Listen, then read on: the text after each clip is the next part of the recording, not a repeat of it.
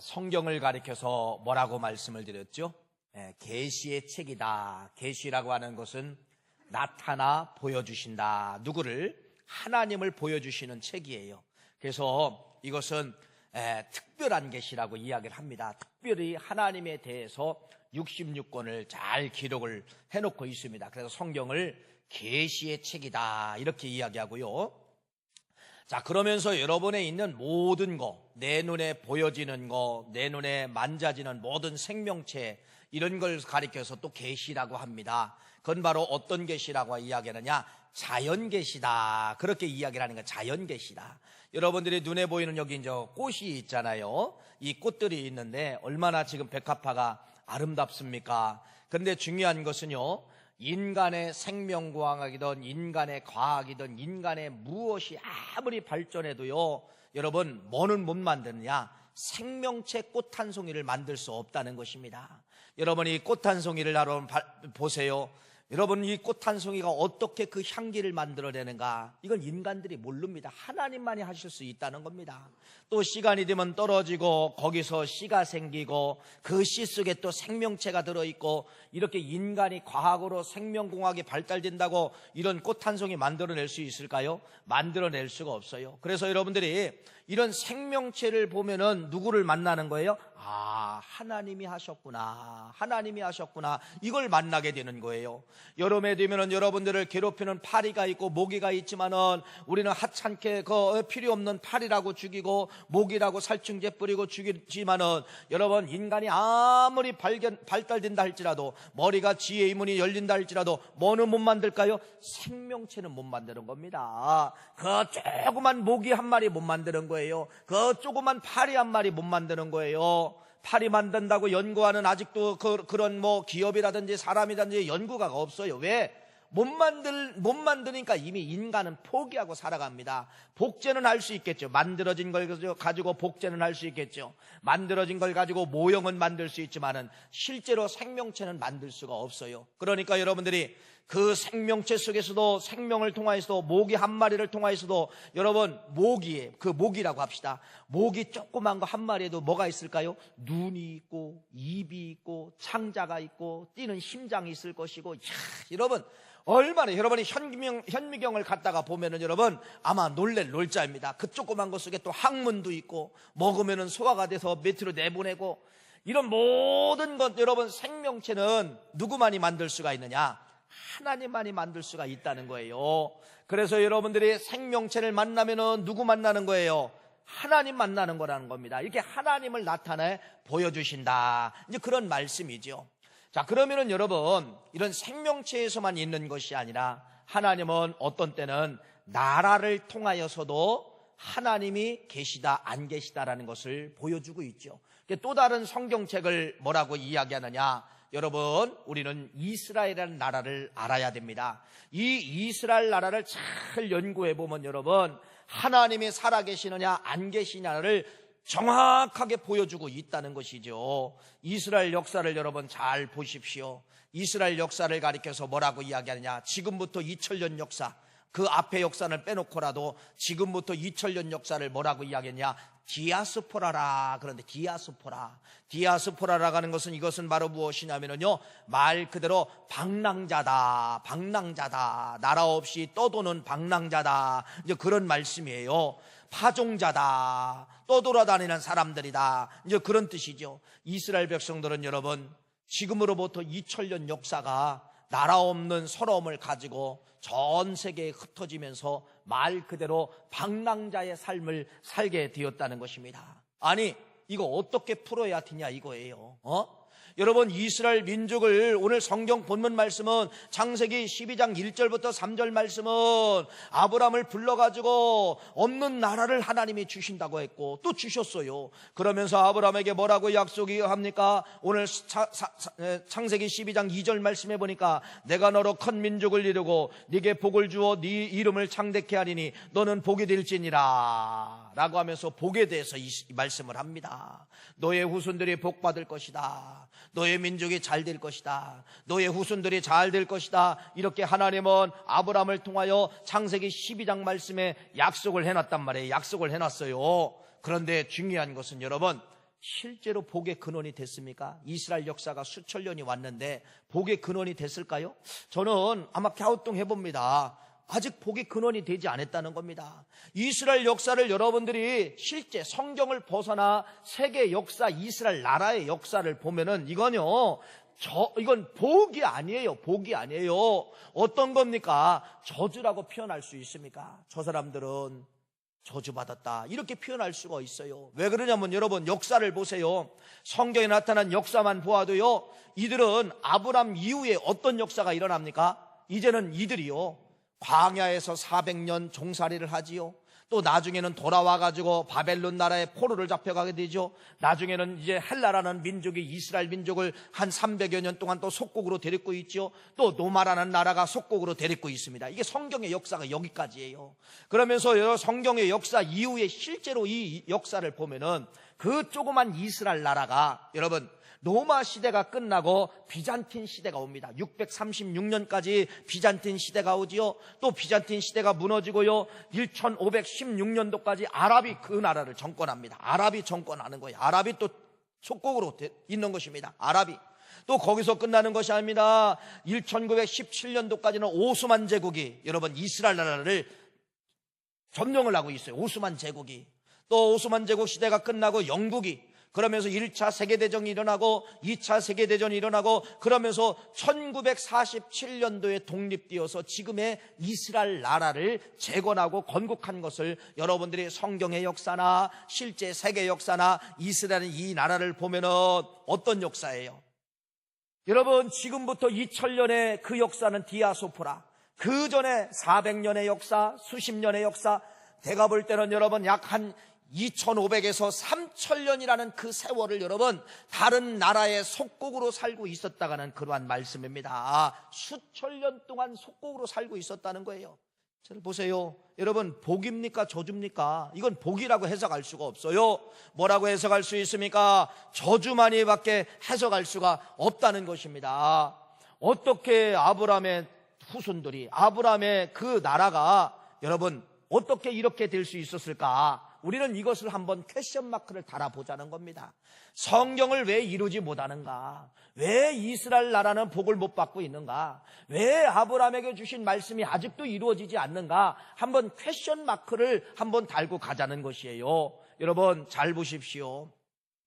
아무리 좋은 조건을 가져도, 여러분 조건이잖아요. 아브라함에게 말씀합니다. 아브라함에게 뒤에 또 말씀합니다. 네 후손들이 잘 될 것이다. 번성할 것이다. 복의 근원이 될 것이다. 계속해서 아브라함에게 하나님은요 3번씩 나타나서 말씀을 하시는 거예요.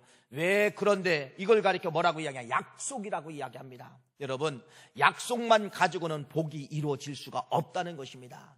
성경은 우리 모두에게 공유입니다. 어떤 공유입니까? 여러분, 성경을 믿고 성경의 가르침을 따르고 여러분들이 이 말씀대로 살면 복입니다. 이건 전체에게 말한 거예요. 전체에게. 근데 이게 전체가 다 복 받습니까? 아니에요. 뭐 만나야 되느냐? 약속과 함께 예수 만나야 된다는 거예요. 예수 만나지 못하면 약속으로 끝나게 되지만은 예수 만났을 때 약속이 뭐가 되느냐? 약속이 변하여 복이 된다는 그러한 말씀입니다. 이것이 성경이 우리에게 가르쳐주고 싶은 역사고요. 또 이스라엘 역사를 통하여서 왜 이스라엘 역사 수천 년 동안에 복이 되지 못했는가? 그들은 약속만 가지고 있었어요. 약속만 가지고 있었어요. 뭐를 못 만났다는 겁니까? 예수를 못 만났다는 겁니다. 뭐를 못 만났다는 겁니까? 메시아를 못 만났다는 겁니다. 메시아를 못 만났다는 것이에요. 지금으로부터 2000년 전에 메시아가 왔어요. 인간의 몸을 빌어서 메시아가 왔습니다. 다른 말로 말하면 예수예요. 다른 말로 말하면 여러분 예수예요. 예수님이 2000년 전에 그 베들레헴 마구간을 통하여서 예수님이 오셨어요. 그런데 그때 당시 이스라엘 백성들, 그때 당시 유대인들이 인정을 했습니까? 안 했습니까? 인정하지 않았어요. 인정하지 않냐고 뭐라고 이야기합니까? 가짜다. 그래가지고 자기들이 종교법에 의해서 그 메시아 예수를 뭐하게 됩니까? 저 잔인한 십자가에다가 그 예수를 뭐하게 되는 거예요? 죽이게 되지 않습니까? 메시아를 죽였다는 것이에요. 메시아를. 여러분, 메시아를 죽인 걸로 끝났으면 얼마나 좋습니까? 그런데 메시아를 죽이고 난 이후부터 역사가 다시 또 시작이 되는 것이에요. 그것을 가리켜서 뭐라고 이야기하느냐? 비극의 역사라고 이야기를 할 수가 있습니다. 메시아를 죽이고 난 이후에, 예수를 죽이고 난 이후에, 예수를 거부한 이후에 이스라엘이라는 나라의 역사를 찾아가 보면은 여러분 어떤 역사예요? 아까 말씀을 드린 것처럼 2000년의 역사를 뭐라고 이야기하느냐? 디아스포라. 디아스포라는 방랑자, 떠돌아다니는 사람들, 집 없이 나라 없이 떠돌아다니는 사람들을 가리켜서 디아스포라라고 하는데, 이 이스라엘 나라에 이 사람들이 자기 나라 없이 각 나라에 흩어져 살게 되는 겁니다. 방랑자로 살게 되는 것이에요. 여러분, 방랑자, 말이 좋은 방랑자지, 다른 말로 말하면 집시예요. 다른 말로 말하면 여러분 거지보다도 못한 그러한 삶을 살았다는 것입니다. 그들이 각 나라에 흩어져서 여러분 어떤 삶을 살아요? 2000년 동안 가장 밑바닥의 삶을 사는 거예요. 인정받지 못합니다. 차라리 개로 태어났으면 방 한 칸, 집 한 칸 얻을 수 있지만은, 이 사람들은 여러분 어떻게 보면은요, 강아지보다도 개보다도 취급을 못 받으면서 가장 천대받고 무시받고 가장 밑바닥의 삶을 살게 되었다는 거예요. 몇 년 동안, 2000년 동안 그렇게 살게 되었다는 겁니다. 뭐 때문에? 메시아 예수를 인정하지 않았기 때문에, 아니 그 예수를 죽였기 때문에 그렇다는 거예요. 아무리 아브라함의 좋은 약속이 있어도, 아브라함의 그 좋은 약속을 이렇게 많이 만들어 놓았어도 누구 만나지 않으면은, 메시아 만나지 못하면, 누구를 무시하면은, 메시아를 무시하고 메시아를 죽였을 때는 그들에게 찾아오는 고통을 이야기를 하고 있다가는 그러한 말씀입니다. 오늘 우리들에게도 잘 교훈 삼아야 됩니다. 우리는 예수 믿으면 복 받는다고 분명히 약속했어요. 맞습니다. 여러분들이 그 복을 완성을 시키려면 진짜 예수에 대해서 여러분들이 뭐해야 돼? 생명 내걸고 믿어야 그 약속이 복으로 바뀐다는 것이에요. 이거 이스라엘 역사를 통하여서 말씀을 하고 있다는 겁니다. 여러분, 하루도 아니고 이틀도 아니고 100년도 아니고 1000년도 아니고 2000년 동안 디아스포라, 나라 없는 서러움.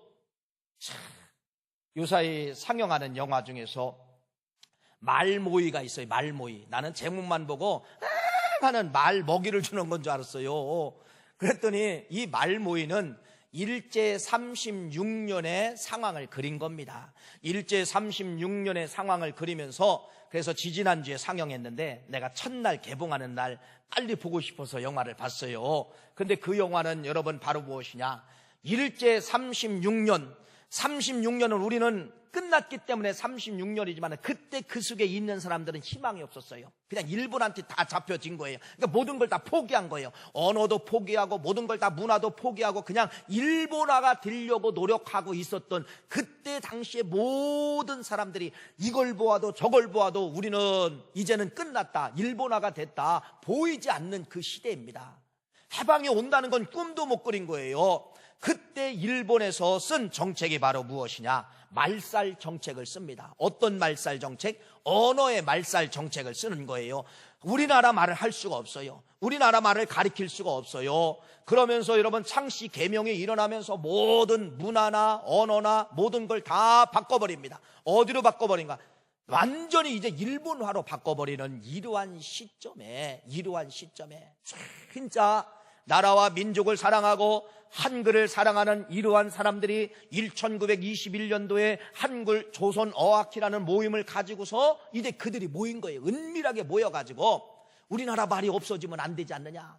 그래가지고 은밀하게 지하에서 숨어가지고 여러분 이제 이 말을 모으는 거예요. 각 나라 말, 전라도 말, 충청도 말, 경상도 말, 함경도 말, 여러분 예를 들어 같은 거라도 반찬이라도요.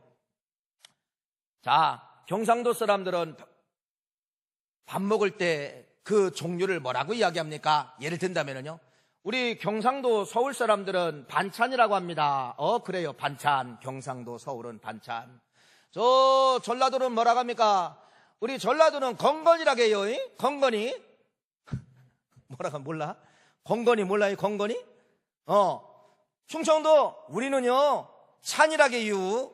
이렇게 다 이제 각 지역마다 한 가지씩 다 다른 거예요. 이걸 이제 표준어로 만드는 겁니다. 자, 그러면은 밥 먹을 때 나오는 모든 것을 보니까 그래도 대부분 반찬이나 찬이라고 하는 것이 많으니까 반찬으로 하겠습니다. 그래가지고 그런 글을 남기는 겁니다. 언어를 남기는 것이에요.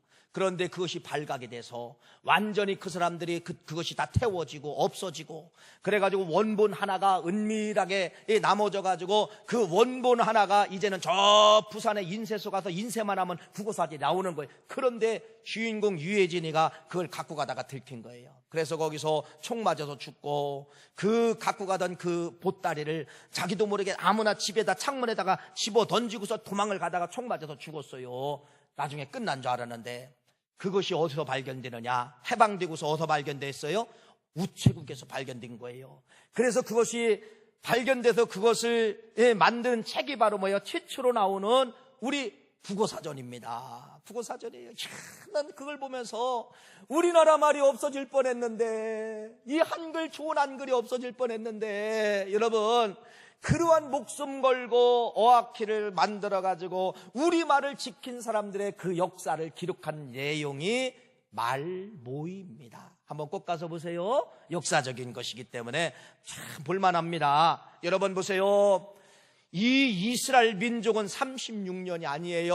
2000년이에요. 2000년.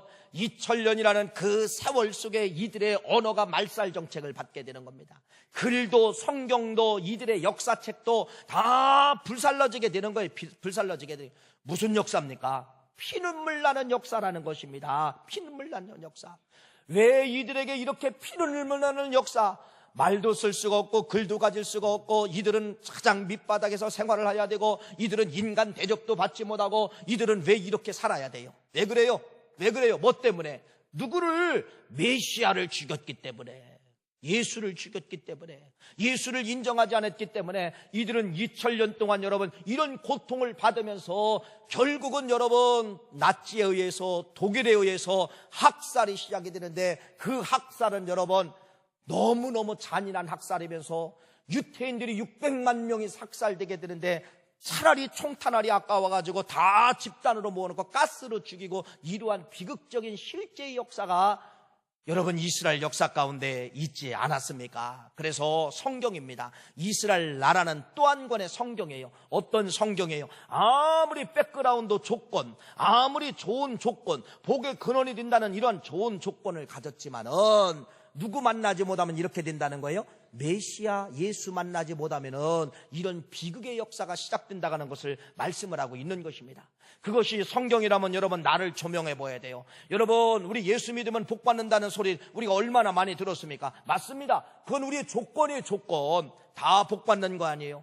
진짜 여러분들이 말씀을 드린 것처럼 생명 내걸고 그 예수를 내가 붙잡는 자들만이 조건이 뭐가 된다는 거예요? 복이 된다는 그러한 말씀입니다. 그래서 이스라엘 나라를 잘 보면은 예수 붙잡은 사람들과 예수를 버린 사람들과의 이러한 차이점을 정확하게 말씀을 하고 있습니다. 자, 이러한 역사 속에서 어떤 것이 유럽의 역사가 또 시작이 되냐면은, 이건 이제 이스라엘 역사고요. 이제 유럽의 역사를 제가 잠깐 말씀을 드릴게요.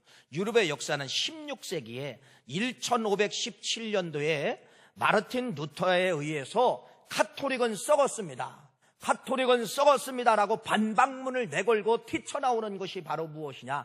이걸 종교개혁이라고 이야기합니다. 다른 말로 말하면은요, 이 카톨릭에서 그래 별명을 붙여준 거예요. 뭐라고 별명을 붙여줬느냐? 저놈들은 저항주의다, 나쁜 놈들이다. 저놈들은 이 저항주의다, 항거주의자이다. 그래서 그들의 언어로 뭐라고 만드냐? 프로테스탄트라고 했습니다. 프로테스탄트. 그래서 이 프로테스탄트는 그들이 붙여준 별명이에요. 저항자, 항거하는 사람들. 여러분 이게 바로 뭐예요? 기독교 아닙니까? 기독교의 근본 정신과 사상을 가지고서 카톨릭에서 튀쳐나온 것입니다. 마르틴 루터에 의해서. 그런데 이게 웬일입니까? 가는 지역마다 살아나는 거예요. 내가 설명드렸잖아요. 가는 마을이 살아나는 거예요. 사람들이 그 프로테스탄트 개신교를 받아들였을 때 사람들의 마음이 회복이 되는 것입니다. 이것이 몇 년의 세월 동안에 1517년도 종교개혁이 일어나고 1900년도 후반대까지 약 400년 동안 각 나라, 400년 동안 각 마을, 400년 동안 예수를 믿는 사람들을 다 수집을 해본 거예요. 누가? 막스 베버라고 하는 연구가가 각 나라의 기독교인들, 각 마을의 기독교인들, 또 각 개인의 기독교인들 다 수집을 해보니까 이건 도대체 비교가 안 되는 거예요. 이 사람들만 잘 되는 거예요. 이 사람들이 사는 곳만 일어나는 거예요. 이 사람들이 경영하는 공장만 사는 거예요. 이 사람들이 사는 마을만 사는 거예요. 그래서 그걸 연구한 사람이 누구라는 거예요? 막스 베버가 연구를 해서 논문을 발표를 하게 되는 것입니다. 그 논문이 1905년도에 발표를 하는데 막스 베버의 42세에 발표를 하는데 그것이 바로 뭐예요? 프로테스탄트의 윤리와 자본주의의 정신이라고 하는 논문을 발표하게 되는데 그것이 이제 우리의 책으로 나오게 된 것이죠. 그래서 여러분 무엇입니까? 예수가 들어가는 곳마다 살아난다는 겁니다. 이건 막스 베버가 연구해 본 거예요. 예수를 받아들이는 지역마다, 예수를 받아들이는 공장마다, 예수를 받아들이는 나라마다 안 되는 것 같지만 살아나게 된다는 거예요. 무엇이든지 살아나는 거예요. 땅이 살고 개인이 살고 모든 것이 살아나는 거예요. 그래서 자기의 논문을 400년 동안 프로테스탄트 개신교가 흘러가는 곳마다 어떤 역사가 있는가를 다 수집을 해가지고 발표를 한 것이 이게 논문이라고 말씀을 드렸잖아요. 여러분이 아시는 것처럼 영국 하면은 딱 떠오르는 이니셜 단어 하나가 있죠. 어떤 단어죠? 신사의 나라. 그렇죠. 신사의 나라. 참 영국 사람들은 신사예요. 이렇게 웸블던에 테니스 경기가 있어도 우리는요 어떤 운동 경기하면 체육복을 입고 가잖아요. 그 사람들은 딱 정장을 하고 갑니다. 남성들은 양복을 입고 여성들은 여성 투피스 정장을 딱 하고 그 다음에 예쁜 모자를 쓰고 이렇게 하고 착하게 앉아서 테니스 경기를 하는 거. 웸블던 5월달이나 6월달에 웸블던 테니스 경기를 하게 되는데요. 그때 한번 보세요. 그 사람들은 다 정장 입고 와요. 정장 입고 와요. 이건 바로 뭐냐? 그들의 문화입니다. 그래서 영국을 가리켜서 젠틀맨이라고 하는 거예요. 근데 젠틀맨 이전에는요 이 사람들이 젠틀맨이 아니었었어요. 뭐예요? 말 그대로 도둑이에요. 도둑. 영국이라는 나라는요 화산으로 만들어진 그런 섬이기 때문에 여러분 이 산성이 강해가지고 어떤 식물들이 자라지 않습니다.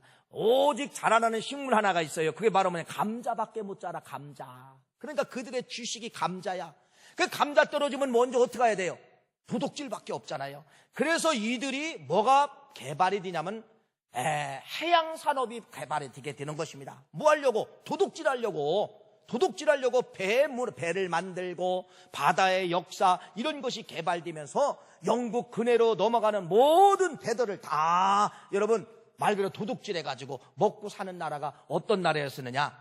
영국이에요. 영국. 그런데 이러한 영국이 프로테스탄트 개신교를 받아들이며 성공회를 멀리하고 개신교를 받아들이며 이들이 살아나기 시작하는 겁니다. 정신이 살아나고 모든 것이 살아나기 시작해서 여러분 산업혁명에 쫄딱 망했지만은 요한웨슬레 목사님이 개신교를 전파하는 겁니다. 감리교를 전파하는 겁니다. 받아들이는 민족마다, 받아들이는 지역마다, 받아들이는 개인마다 살아나는 역사가 일어나는 거예요. 그래서 영국이 이때 급속도로 다시 한번 재건이 되면서 성장을 하게 되는 것이에요. 자, 그러면서 영국만 그런 것이 아니라 스코틀랜드도 그렇죠, 독일도 그렇죠, 네덜란드도 그렇죠, 프랑스도 그렇죠, 헝가리도 그렇죠, 핀란드도 그렇죠. 유럽의 모든 나라들이 개신교 프로테스탄트를 받아들이는 나라마다 다 잘 되는 것이 이게 유럽의 역사입니다. 유럽의 역사예요. 뭐 때문에 그렇다는 거예요? 예수 그리스도의 윤리와 예수 그리스도의 정신만 가지면은 뭐하다? 죽음에서 생명으로 바꿔지더라. 나라가 바꿔지고 마을이 바꿔지고 개인이 바꿔진다라고 하는 것을 막스 베버가 전 세계 앞에 공언한 겁니다. 왜 저들은 잘 될까? 왜 잘 될까? 예수 그리스도의 근본 정신과 사상을 가지고 살기 때문에 잘 된다라는 겁니다. 근본 정신과 사상이 뭐예요? 여러분, 기독교의 사상이 뭐예요? 사랑과 희생과 존중과 배려와 선한 양식과 정직과 이런 근본 정신을 가지고 여러분 일해보세요. 잘 될까요? 안 될까요? 잘 되게 되어 있습니다. 사람이 찾아오게 되어 있습니다. 이렇게 되어 있다는 거예요. 자, 이것이 이제 그때 당시 유럽의 문화걸랑요. 유럽의 종교개혁의 역사예요. 400년 동안 역사. 자, 그런데 이 속에 지금 누가 있는 거예요? 각 유럽마다 누가 있는 거예요? 디아스포라가 있는 거예요. 유태인들, 흩어진 디아스포라. 나라 없는 이 유대인들이 각 나라마다 영국에도 있고 독일에도 있고 프랑스에도 있고 뭐 스코틀랜드 가봤다 모든 이 사람들이 다 흩어져 살아니까 각 나라마다 누가 있다는 거예요? 유태인들이 있다는 거예요. 이스라엘 사람들이 있다는 거예요. 자, 그런데 이들이 뭐를 보고 있어요? 지금 뭐를 보고 있어요? 가만히 보니까 자기 주인이 갑자기 잘 되는 게 보여지걸랑. 주인이 갑자기 잘 되는 거예요. 그러면서 주인의 언어가 바뀌는 거예요. 그때 당시까지는 주인이 개신교를 받아들이기 전까지는 이 유태인에 대해서 말 그대로 언어가 강했걸랑요. 종 이하로 취급받았걸요. 그런데 나의 주인이 예수를 믿고 여러분 이 가정이 바꿔지면서 언어가 바꿔지는 거예요. 그러면서 뭐라고 이야기하느냐? 성도님 그러는 거예요. 아니 나 같은 종한테 유태인한테 뭐라고 이야기하느냐? 성도님 그러는 거예요. 그러면서 내가 인간 대접을 받는 거야. 여러분 유태인들이 기독교의 가정에서 주인이 기독교를 믿는데 내가 인간 대접을 받아요. 인간 대접. 여러분 이건 있을 수가 없는 거예요. 이건 수천 년 역사 가운데 우리는 천대받고 무시받고 괄시받은 민족인데 내가 인간 대접을 받아. 내가 잘해서가 아니라 누구 때문에 받는 거예요? 주인이 뭐를 하니까? 예수를 믿으니까 언어가 바뀌어지고 이 가정에 살아가는 이 풍경이 달라지고 이 사람들이 모여있는 풍경이 달라지면서 그래서 이들이 생각이 퀘스천마크가 드는 겁니다. 소문이 나는 거예요. 야, 우리 주인이 예수를 믿고 바꿔줬어. 또 예수를 믿으니까 잘 되는 걸 우리가 봤어. 유대인들이 이것이 퍼지는 거예요. 그래서 여러분 유대인들이 이때부터 디아스포라가 누구를 만나게 되느냐? 예수를 믿게 되는 것입니다. 예수를 믿게 되는 것이에요. 예수를 믿는 사람이 점점 많아지기 시작을 했다는 것입니다. 자, 그런데 보세요. 창세기 12장의 복의 근원, 복의 역사가 여러분 이때 시작이 되는 것이에요. 보세요. 말씀을 드렸잖아요. 아무리 좋은 조건을 가져도 예수 만나지 못하면은 조건으로 끝나지만, 고통으로 끝나지만은, 그런데 흩어진 디아스포라가 누구를 만났어요? 나도 예수 믿어야 되겠다. 나도 예수 믿어야 되겠다. 그래서 흩어진 유태인들이 예수를 만난 사람들에 의해서 유럽이라는 역사가 뭐가 이루어지냐면요, 완전히 역전이 일어납니다. 완전히 역전이 일어나게 되는 거예요. 무슨 역전이 일어나게 되느냐? 이들에게 하나님이 리더십 주시고 지혜 주시고 명철 주시고 총명 주시고, 그래서 모든 걸 연구할 때마다 이들을, 유태인들을 따라올 수가 없어. 그 원주민, 독일의 원주민 사람들이 유태인의 독일 사람들을 따라올 수가 없어요. 그 머리에 갖고 있는 DNA가 있단 말이에요. 누구 만나니까? 예수 만나니까 이들을 따라올 수가 없어요. 그래서 다 석권해버린 겁니다. 그래서 어느 나라를 가보아도 누가 다 석권했냐? 경제든 국방이든 농업이든 문화든 역사든 다 누가? 유택의 독일, 유택의 영국, 유택의 프랑스, 다 유태인의 피, 유태인의 원주민들에 의해서, 원뿌리를 가진 사람이 예수를 만난 사람에 의해서 유럽의 역사가 새롭게 쓰여져 나가는 것이에요. 자, 여러분 이게 역사입니다. 역사예요. 그냥 된 게 아니에요. 자, 그런데 1947년도에 이제 건국이 되잖아요. 돌아갈 사람은 돌아갔습니다. 다 돌아간 게 아니에요. 돌아간 사람들은 다시 누구를 만났느냐? 그들이 뭐를 만났느냐? 유대 종교를 만난 거예요. 유대 종교를 만났지만은 돌아가지 않은 사람에 의해서 유럽의 역사가 시작이 된 겁니다. 유럽의 역사가 세워지기 시작한 거예요. 각 나라마다 세워집니다. 누구에 의해서 주역자가 되느냐? 종에서 이제는 상전으로 바꿔지게 되는 거예요. 종에서 상전. 여러분, 창세기 12장 말씀이 그걸 말씀을 하는 겁니다. 복의 근원이라는 것은 바로 뭐냐? 조건만 가지고는 복을 받을 수가 없다. 반드시 뭐 만나야 된다? 예수 만난 사람들에 의해서 세계 역사가 쓰여져 가고 있다는 것이에요. 미국의 역사를 보세요. 여러분, 록펠러라고 하는 지금의 세계 최고의 부자가 누구라고 하면 여러분 누구라고 이야기해요? 빌 게이츠라고 하잖아요. 빌 게이츠보다도 세 배의 더 복을 받은 사람이 누구냐면은 여러분, 록펠러예요. 록펠러 어머니는 록펠러에게 오직 예수만 심어준 겁니다. 너는 하나님을 친아버지 이상으로 너는 생각을 해야 된다. 두 번째는 너는 예배 드릴 때 주일 성소 꼭 가야 되면서 반드시 너는 앞자리에 앉아야 된다. 너는 반드시 주머니에 항상 11주 주머니를 만들어야 된다. 너는 아침에 목표를 세우고 꼭 기도해야 된다. 아침에는 꼭 하나님의 말씀을 가지. 이렇게 5가지를 어머니가 오직 예수화로 심어준 거예요. 예수화로 심어준 거예요. 이 록펠러가 어머님 말이니까 그냥 무조건 순종한 거예요. 예배 시간 되면 맨 앞에 록펠러가 앉아있고 이렇게 한 거예요. 그래서 항상 어려서부터 두 주머니가 있잖아요. 한쪽은 내 주머니, 한쪽은 하나님의 주머니라고 생각하면서 11주 주머니를 항상 만드는 거예요. 나중에는 기업을 합니다. 11조 회사를 만든 거예요. 이 회사는 나오는 모든 수입은 다 11주로 드리는 거예요. 여러분, 그래서 지금의 돈으로 환산하면요, 이 록펠러의 그때 재산 가치가 얼마냐? 172조억이란다. 172조억. 상상할 수 없는 돈입니다. 미국의 역사를 보세요. 예수 만난 사람에 의해서 미국의 역사가 그려지고 있는 것을 말씀을 하고 있는 것입니다. 유태인들입니다. 유태인은 유태인으로 끝나게 되지만은, 조건으로 끝나게 되지만은, 유태인 중에서 예수 만난 사람들을 통하여서 유럽의 역사, 미국의 역사, 그래서 미국도 마찬가지예요. 미국도 모든 곳에 석권을 차지하는 사람들을 보면은 다 뿌리가 어디냐? 유태인이에요. 유택의 미국 사람들이에요. 미택의 미국 사람들. 뭐예요? 유택의 미국 사람이라 할지라도 누구 만난 사람들? 예수 만난 사람들에 의해서 세계의 모든 것이 지금도 뭐하고 있다? 움직이고 있다는 것을 말씀을 하고 있습니다. 오직 그러니까 세계의 모든 경제든 국방이든 모든 건 뭘로 이제 해석할 수밖에 없는 거예요. 우리는 압축을 해봅시다. 모든 걸 예수로만이 해석할 수밖에 없다는 것입니다. 예수. 여러분이 잘 아시는 것처럼 황교안 전 총리, 이분이 간증을 다니시잖아요. 개교회마다 간증을 다니시는데 그분의 간증을 들었습니다. 그분의 간증을 들었는데, 자, 이분은 장관도 했고 이분은 총리도 했고, 그 다음에 이분은 박근혜 대통령 탄핵 때 뭐를 했어요? 대통령 권한 대행까지 한 거예요. 그러니까 대통령도 해보았고 총리도 해보았고 장관도 해보았고 우리나라 저 꼭대기에서 대한민국을 다 이렇게 바라보았다는 겁니다. 근데 그분의 간증을 들어보면 여러분, 그런 거예요.